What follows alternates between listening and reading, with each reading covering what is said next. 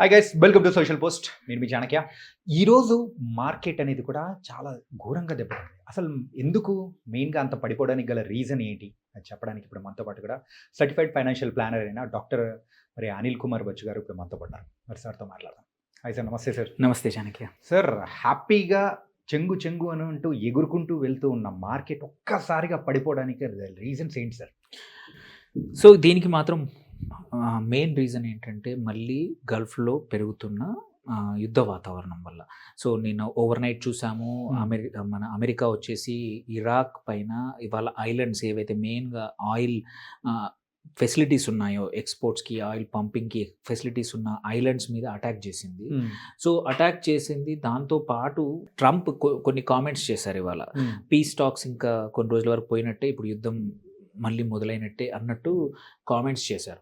So ఈ ఉద్రిక్త పరిస్థితుల వల్ల ఏంటంటే సైమల్టేనియస్లీ ఈ పరిస్థితులను తీసుకొని క్రూడ్ ఆయిల్ కూడా మళ్ళీ 5% పెరిగి $72-73 మళ్ళీ టచ్ అయింది. సో 70 నుంచి కొంచెం తక్కువ కూడా వెళ్ళిన పరిస్థితుల నుంచి మళ్ళీ 73-74 ఇప్పుడు కూడా కరెంట్లీ ఇప్పుడు ఒక 5% ట్రేడ్ అవుతుంది. అంటే మళ్ళీ యుద్ధం తీవ్రతరం అవుతుందనే భయం అనేది మాత్రం మార్కెట్లో సెల్ ఆఫ్ గురి చేసింది. ఎవరైతే ప్రాఫిట్స్లో ఉన్నారో, బికాస్ ఒక లాస్ట్ 1 మంత్ నుంచి కొన్ని సెక్టర్లు, కొన్ని స్టాక్స్, స్పెసిఫిక్ స్టాక్స్లో మంచి ప్రాఫిట్ బిల్డ్ అయ్యాయి, మంచి మొమెంటం బిల్డ్ అయింది, ఒక 20-30% కూడా గ్రో అయింది. అట్లాంటి ఇన్వెస్టర్స్ ఏం చేశారు, ప్రాఫిట్ బుక్ చేయడం మొదలుపెట్టారు. అది కూడా చూసుకుంటే డొమెస్టిక్ ఇన్స్టిట్యూషనల్ ఇన్వెస్టర్స్ కానీ, డొమెస్టిక్ ఇన్వెస్టర్ నిన్న కూడా కానీ ఇవాళ కూడా జరిగింది ఏంటంటే వీళ్ళు ప్రాఫిట్ బుక్ చేశారు. సో దీనివల్ల ఏంటి, మార్కెట్ సెల్ ఆఫ్ ప్రెషర్ ఎక్కువైపోయింది. యాక్చువల్లీ చూసుకున్న వాల్యూమ్స్ తక్కువగా ఉన్నాయి. సెల్ ఆఫ్ చూసుకుంటే ఇట్స్ ఓన్లీ ఇండివిజువల్ ఇన్వెస్టర్స్ ఎక్కువగా అమ్మడానికి ప్రయత్నించడం వల్ల మార్కెట్ పడిపోయిందని కనిపిస్తుంది తప్ప వాల్యూమ్స్, సెల్ ఆఫ్ వాల్యూమ్స్ నార్మల్గా ఉండేంత కన్నా తక్కువగా ఉన్నాయి చాలా కౌంటర్స్లో. సో ఇది మేజర్ రీజన్ అనమాట ఇవాళ జరిగిన దానికి. నియర్లీ 2% పైన అటు నిఫ్టీ కానీ, ఇటు సెన్సెక్స్ కూడా 1700 పాయింట్లు దగ్గర పడిపోయింది. ఇట్స్ ఫర్ షూర్ ఇన్స్టంట్, అంటే షార్ప్ రియాక్షన్ టు దీనివల్లే. సో ఈ యుఎస్ అండ్ ఇరాన్ టెన్షన్స్ ఇలాగే కంటిన్యూ అయితే మాత్రం ఇది ఇంకా కంటిన్యూ కావచ్చు. మళ్ళీ మనం 23,000, మనం ఏదైతే చాలా రోజుల నుంచి 23,000కి అలవాటు పడ్డాం ఒక 1 ఇయర్ నుంచి. సో మళ్ళీ అదే రేంజ్లో వెళ్తామేమో అనిపిస్తూ ఉంది. సో చెప్పినట్టు యుద్ధ వాతావరణము, క్రూడ్ ఆయిల్ ప్రైజెస్ పెరగడము అండ్ కొన్ని గ్లోబల్ క్యూస్ కూడా కొంచెం వీక్గా ఉన్నాయి. ఎందుకంటే అటు ఏషియన్ మార్కెట్స్ కూడా లోయర్ అయ్యాయి. మళ్ళీ south Korean KOSPI and Japanese నికై కూడా రెండు కూడా డిక్లైన్ అయ్యాయి. నిన్న యుఎస్ మార్కెట్స్ కూడా కొంచెం నెగిటివ్గా క్లోజ్ అయ్యాయి. సో ఈ అన్ని సెంటిమెంట్ని తీసుకొని కూడా ఆల్రెడీ మార్నింగ్ ఇవాళ 0.5-0.6% డౌన్ అయింది. బట్ ట్రంప్ వేసిన తర్వాత ట్వీట్స్ వల్ల మార్కెట్స్ ఒక్కసారిగా మరీ ఎక్కువగా ఆఫ్టర్నూన్ తర్వాత పడిపోయి 2% పైన డౌన్ అయ్యి క్లోజ్ అయ్యాయి. సో ఇది షార్ప్, అంటే ఒక మోర్ ఆఫ్ ఇన్స్టంట్ రియాక్షన్ లాగా ఉంది. దీనివల్ల ఏమైంది, వోలటిలిటీ ఇండెక్స్, ఇండియా విక్స్ అంటాము, VIX shows the fear in the market అనమాట. సో ఆ ఫియర్ కూడా మార్కెట్ కూడా మళ్ళీ 30%. మొన్న నేను ఒక ఇట్లాగే మాట్లాడుతున్నప్పుడు విక్స్ ఫిబ్రవరి తర్వాత లోయెస్ట్ 12-11 దగ్గర పడిపోయింది. సంతోషం, మంచి వార్త అని అన్నాను. అది ఒక్క రోజు 2 రోజులు కూడా ఉండలేదు. మళ్ళీ ఇవాళ ఆల్రెడీ 15 దాటింది. So it shows that there is uncertainty, heightened risk in the market అనమాట. ఇలాగే కొనసాగిందంటే మాత్రం మరొకసారి లాస్ట్ 2 మంత్స్లో మార్కెట్ ఫేస్ చేసిన సిచ్యువేషన్స్ చూసే అవకాశాలు ఉంటాయంటారా? పక్కా ఉండొచ్చు. ది థింగ్ ఏంటంటే for sure at the end of the day reality ఏంటంటే మనమైతే ఆయిల్ పైన డిపెండెంట్. That didn't change. అది ఓవర్ నైట్గా చేంజ్ అవ్వలేదు. మేబీ మనం డైవర్సిఫై చేసాము ఆయిల్ ప్రపంచవ్యాప్తంగా, ఓన్లీ గల్ఫ్ నుంచి కాకుండా అన్ని చోట్ల నుంచి. బట్ డైవర్సిఫై చేసినందుకు సప్లై వస్తుంది. బట్ ప్రైజింగ్ అనేది మాత్రం కంపల్సరీ. ఇంత పెద్ద మేజర్ సోర్స్ మళ్ళీ యుద్ధ వాతావరణం వల్ల ఆగిపోతే, ఇక్కడ నుంచి షిప్స్ రాకపోతే కంపల్సరీ గ్లోబల్గా ఆయిల్ ప్రైజెస్ పెరుగుతాయి. అది పెరిగిందంటే మళ్ళీ మనకి ఇంపాక్ట్ అవుతుంది. దాంతోపాటు మనకి ఏంటంటే మూలిగిన పైన తాటిపండు పడ్డట్టు ఎప్పుడైనా క్రూడ్ ఆయిల్ ప్రైజెస్ పెరిగితే రూపీ వీక్ అవుతుంది. So that's another disadvantage. Crude oil prices పెరిగితే ఇన్ఫ్లేషన్ పెరుగుతుంది. సో ఇన్ఫ్లేషన్ పెరిగిందంటే కన్సంప్షన్ తగ్గుతుంది. కన్సంప్షన్ తగ్గితే నీకు జీడిపి తగ్గుతుంది. సో ఇవన్నీ లింక్డ్ అనమాట. Crude oil is one of the basic element. అంటే ఒక 2-3 ఎలిమెంట్స్లో అది కూడా ఒక మేజర్ ఎలిమెంట్. అది $60-65 మధ్యలో ఉంటే ఇండియన్ ఎకానమీకి డీసెంట్ అనమాట. 60 కన్నా తక్కువ ఉందంటే చాలా మంచిది.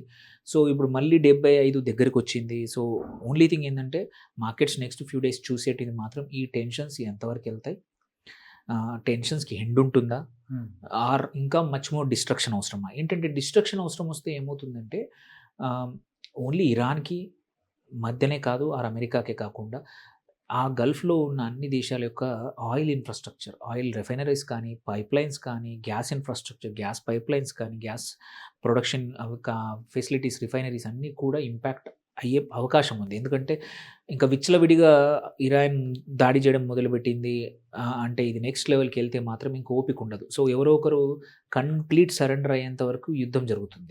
సో అప్పుడు ఇంటెన్సిటీ పెరగడం వల్ల క్రూడ్ ఆయిల్ ప్రైస్ మళ్ళీ షార్ప్గా పెరగచ్చు. సో మళ్ళీ మార్కెట్స్ పడిపోవచ్చు. బట్ ఎంతవరకు అనేది మాత్రం మనం చూసాం లాస్ట్ టైం కూడా సపోర్ట్ 22,800 900 దగ్గర మోరార్లెస్ మార్కెట్ ఆగిపోయింది. ఇప్పుడు కూడా అదే ఉండొచ్చు.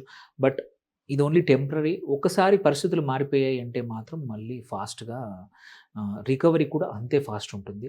సో ఇన్వెస్టర్స్ ఎవరైతే లాభాల్లో ఉన్నారో షార్ట్ టర్మ్ కోసం ఎంటర్ అయితే మాత్రం ఎగ్జిట్ అవ్వాల్సిందే. ఎవరైతే లాంగ్ టర్మ్ కోసం పేషెంట్గా వెయిట్ చేస్తున్నారంటే మాత్రం స్టే ఇన్వెస్టెడ్. ఇట్లాంటి యుద్ధం ఇంకా ఎక్కువ రోజులు ఉండదు. రీజన్ ఏంటంటే అమెరికాలో మధ్యంతర ఎన్నికలు సెప్టెంబర్లో ఉన్నాయి. అక్కడ ఆ ఎన్నికల్లో ట్రంప్కి చాలా ఇంపార్టెంట్. అక్కడ ఓడిపోయాడంటే తన నెక్స్ట్ 2 years డమ్మీ ప్రెసిడెంట్ అయిపోతాడు. ఎందుకంటే పవర్లెస్. తను పవర్లో ఉంటాడు. బట్ అక్కడ అప్పర్ హౌస్, లోవర్ హౌస్, సెనేట్లు కానీ రెండిట్లలో కూడా అపోజిషన్ పార్టీకి డామినేషన్ వస్తే ఈయన చేసే బిల్లులు కానీ, ఈయన చేసే పనులన్నింటికీ అడ్డంకులు వస్తాయి. సో ఏది చేసినా డిసైసివ్గా ఈ మంత్లో చేయకపోతే యుద్ధం ఇంకా ఎక్కువ రోజులు అవుతుంది కొన్ని అవసరం. లేదంటే మాత్రం there is high chance that యుద్ధం తొందరగా ఈ మంత్లో అయిపోతుంది. సో దట్ నేరేటివ్ సెట్ చేయడానికి కానీ, మళ్ళీ కొంచెం పరిస్థితులు అక్కడ మార్చడానికి కానీ ఆయనకు ఒక 1 month ఆగస్ట్ టైం కావాలి, సెప్టెంబర్ ఎన్నికల కన్నా ముందు. సో హోప్ఫుల్లీ ఈ సెన్స్ ప్రివైల్ అయితే మాత్రం మార్కెట్స్ మళ్ళీ తొందరగానే ఎక్కువ రోజులు నెగిటివ్గా వెళ్ళవు. లేదంటే మాత్రం వీ కెన్ సీ ప్రొలాంగ్డ్ ఒక 2-3 నెలలు యుద్ధం ఇట్లాగే కంటిన్యూ కావచ్చు.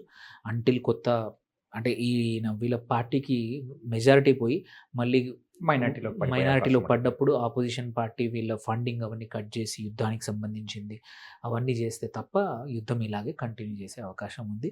సో ఇన్వెస్టర్స్ కొంచెం జాగ్రత్తగా ఉండాలి. But at the same time భయపడాల్సిన అవసరం లేదు. మనం చూసాము ఒక చిన్న చేంజ్, చిన్న ఒప్పందం కూడా మార్కెట్స్ని ఎంత బాగా ముందుకు తీసుకొచ్చింది. సో అలాంటి పరిస్థితులు మళ్ళీ కూడా ఈ రోజున రావచ్చు. భయపడాల్సిన అవసరం. ఒక చిన్న క్వశ్చన్ సార్, ఎప్పుడైనా కానీ మార్కెట్ పడిపోతున్న టైంలో అప్పుడు ఎవరైనా కానీ కొత్త ఇన్వెస్టర్స్ వచ్చారు అని అంటే వాళ్ళకి లాభదాయకంగా ఉంటుంది అని చెప్పేసి కూడా కొన్నిసార్లు వింటూ ఉంటాం. సో ఇప్పుడు మరి ఎంటర్ అవ్వచ్చు అంటారా? సో ప్రాబబ్లీ ఇప్పుడు ఏంటంటే ఒక క్వశ్చన్ వస్తుంది మార్కెట్ పడినప్పుడు ఏంటంటే ఇది బాటమా ఇంకా కింది వరకు వెళ్తుందా, ఏది బాటమో ఎవరికి తెలియదు. కాకపోతే ఏంటంటే సపోజ్ మీరు ఒక లాంగ్ టర్మ్ వ్యూతో వచ్చారు, కొత్త ఇన్వెస్టర్ కూడా ఒక 5 ఏళ్ళు 6 ఏళ్ళ వరకు నాకు డబ్బులు అవసరం లేదంటే probably it is time to add ఒక 1/4. అట్లా ఇంకొక ఫ్యూ డేస్ తర్వాత ఇంకొంచెం పడితే ఇంకొక 1/4. సో దట్ నువ్వు ఈ షార్ట్ రేంజ్లో నీ డబ్బుల్ని ఒక యావరేజ్ అవుట్ చేస్తున్నావు. అది చేసుకోవడం బెటర్. వెదర్ ఇట్స్ మ్యూచువల్ ఫండ్లో కానివ్వండి, ఈక్విటీలో కానివ్వండి. సో ఈ టైమ్ ఈజ్ యావరేజింగ్ అవుట్ చేసుకొని ఎక్కడైతే ఫండమెంటలీ స్ట్రాంగ్ ఉన్న స్టాక్స్ వాటిని యావరేజ్ చేసుకోవడం, ఆర్ మ్యూచువల్ ఫండ్స్లో కూడా ఒకేసారి చేయకుండా ప్రాబ్లీ నెక్స్ట్ 3 to 4 టైమ్స్లో చేసుకోవడం మంచిది. బికాస్ బాటమ్ ఎవరికి తెలియదు, nobody can predict bottom. And ఇప్పుడున్న పరిస్థితుల్లో ఈవెన్ ట్రంప్ కూడా తనకు కూడా తెలియకపోవచ్చు అంటే ఇలా ట్వీట్ చేసేంత వరకు ఆ మూడ్ ఏముందో దాన్ని బట్టి మార్కెట్స్ అని రియాక్ట్ అవుతున్నాయి. కాబట్టి ఇట్ ఈస్ బెటర్ మనము జాగ్రత్తలు మనం తీసుకొని స్లోగా అట్లని చెప్పి ఇదేదో పొద్దు డూమ్స్ డే సినారియో అయితే ఏం కాదు. మొన్న అంత పీక్గా ఉన్నప్పుడు, అంత సప్లై ఆగిపోయినప్పుడు, అప్పటికి ఇంకా ఆల్టర్నేట్ సోర్సెస్ అవ్వకముందు కూడా మార్కెట్స్ 23,000 దగ్గర ఆగిపోయాయి. సో మోర్ ఆర్ లెస్ ఇప్పుడు దగ్గరికి వస్తాము. సో కొంచెం తీసుకుంటే better position. It was nice and thank you so much. Thank you.